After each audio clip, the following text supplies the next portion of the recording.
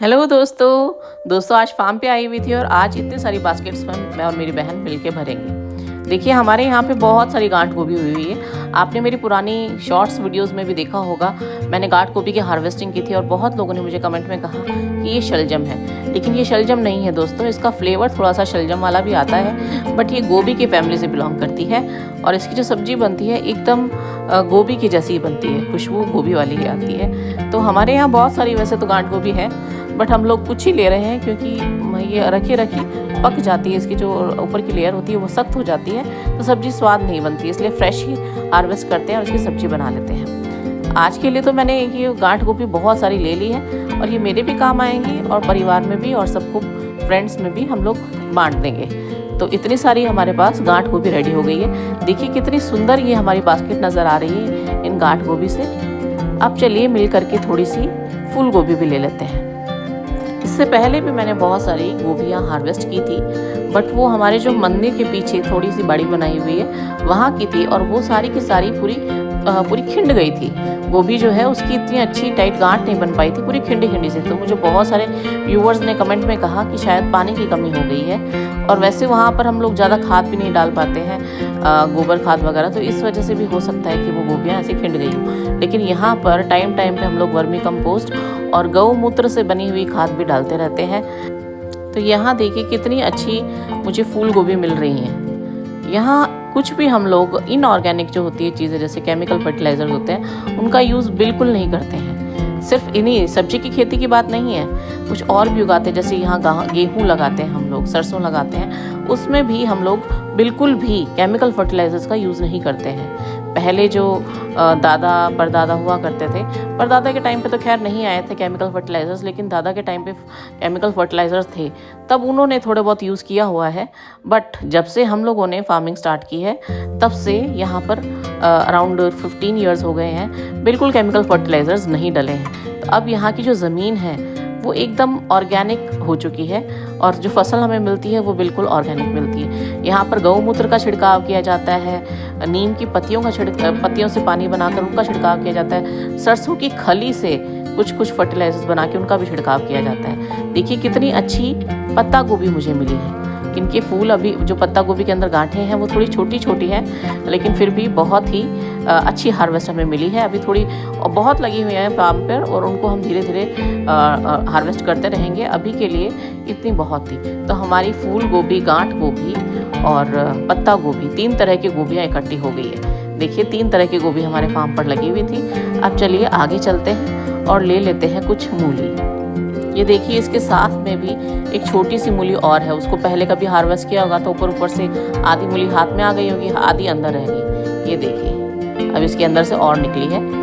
इस तरह से आपने देखे होंगे मेरे पहले बहुत वीडियोस में मैंने मूली हार्वेस्ट की और आप लोगों ने सजेस्ट किया था इसकी कांजी बनाइए। कांजी बहुत टेस्टी बनती है और मैंने बनाई भी थी और बहुत अच्छी लगी। और जो कांजी की जो ये मूली निकलती है कांजी के बाद, उसकी सब्जी बनाई जाती है, वो बहुत टेस्टी होती है दोस्तों। आप भी कभी ट्राई कीजिएगा और न्यूट्रिशियस भी बहुत होती है। और हमारे यहाँ तो इतनी मूलियाँ निकल रही कि हम लोग पराठे बना चुके हैं, इसकी कांजी तो बना ही चुके हैं, साथ में इसकी अब हम लोग इसका अचार भी बना रहे हैं, मतलब डाल रखा है और डला हुआ है और छत पर रखा हुआ है।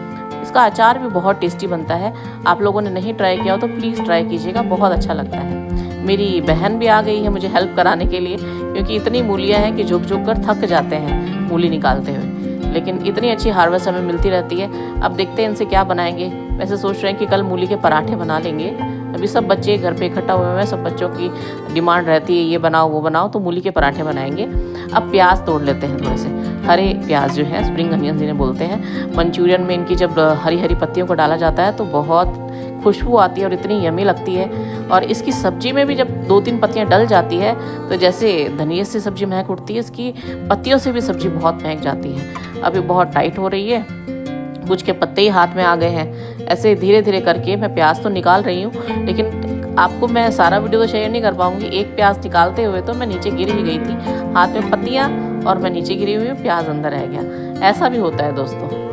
और आप जैसा कि देख रहे हैं इतनी इजी नहीं होता है ये हार्वेस्टिंग करना।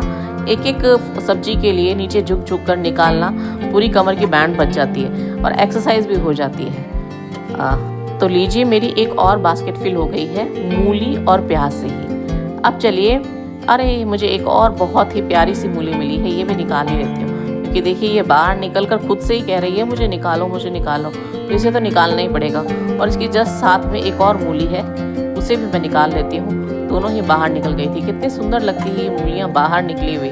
जैसे ये बड़ी होती है सच में बाहर निकल के बोलने लगती है निकालिए निकालिए। तो इन्हें ले जाती हूँ। अब मैं थोड़ा सा पालक भी ले लूँगी। वहाँ पर बहुत पालक है, हम लोगों ने बहुत यूज़ भी कर लिया। अब तो कई बार खाने का मन भी नहीं करता है, लेकिन अभी मैं थोड़ा लोग ले जाती हूँ क्योंकि इसके पकौड़े बनाऊंगी। अभी कुछ दिनों में बारिश भी आने वाली है, ऐसा मैंने सुनने में आया है, तो इसके पकौड़े बनाऊंगी।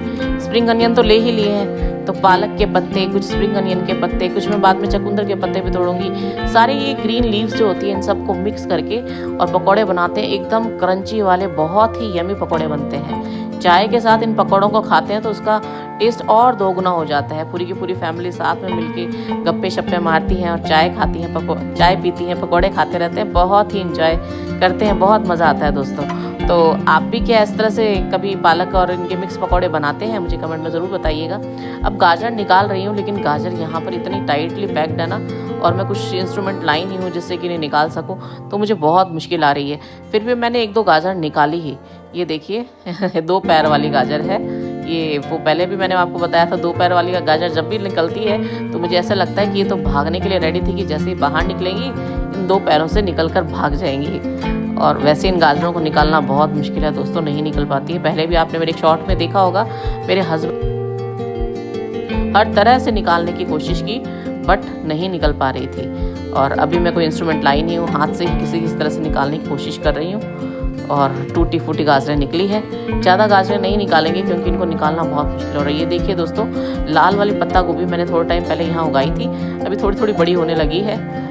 हार्वेस्ट करने को शायद हमें मिल जाएगी नेक्स्ट मंथ तक। और एक और गाजर, मुझे ये थोड़ी छोटी लग रही है और यहाँ पर मिट्टी थोड़ी सॉफ्ट है, तो निकाल लेते हैं। एकदम छोटी सी गाजर, ये छोटी है लेकिन ये टेस्ट में बड़ी वाली गाजर से ज़्यादा अच्छी होती है और खुशबू बहुत अच्छी होती है। अब ले लेते हैं थोड़े चकुंदर के पत्ते, क्योंकि इसे पकौड़ों में भी डालेंगे। और कई बार जब मैं जूस बनाती हूँ किन्नू का, थोड़े से ये पत्ते डाल देती हूँ, रेड कलर का जूस हो जाता है और बहुत ही दिखने में सुंदर लगता है। साथ में ये न्यूट्रिशन तो इसमें होता ही है। मैंने ये भी सुना है कि पहले के टाइम पे तो चकुंदर को उनके पत्तों के लिए लगाया जाता था, क्योंकि इनके पत्ते बहुत न्यूट्रिशियस होते हैं और हमारे जो हीमोग्लोबिन होते हैं उसको भी इंक्रीज़ करते हैं। तो थोड़े पत्ते भी ले लिए मैंने।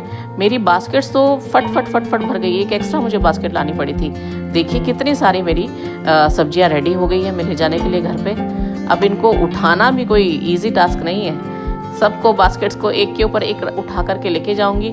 कुछ सब्जियां मेरे हस्बैंड लेके आएंगे, क्योंकि अब बास्केट तो भर गई हैं, फिर भी बहुत सारी सब्जियां पीछे छूट गई हैं। तो चलिए दोस्तों, अब आपको दिखाती हूँ जब भी मैं हार्वेस्टिंग करती हूँ मेरी गाड़ी की डिग्गी की हालत क्या होती है। दोस्तों, अगर आपको वीडियो अच्छा लगा तो चैनल को सब्सक्राइब कर लीजिए, वीडियो को लाइक कर दीजिए। Bye bye.